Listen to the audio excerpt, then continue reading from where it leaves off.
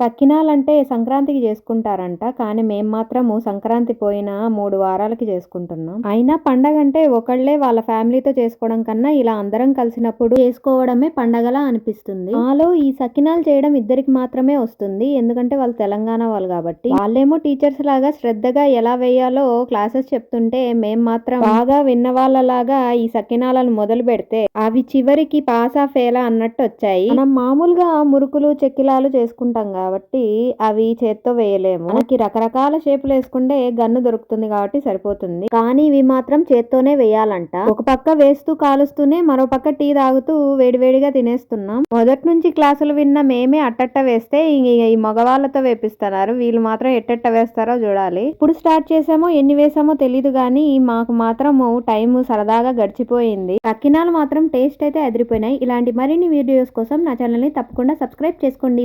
Bye.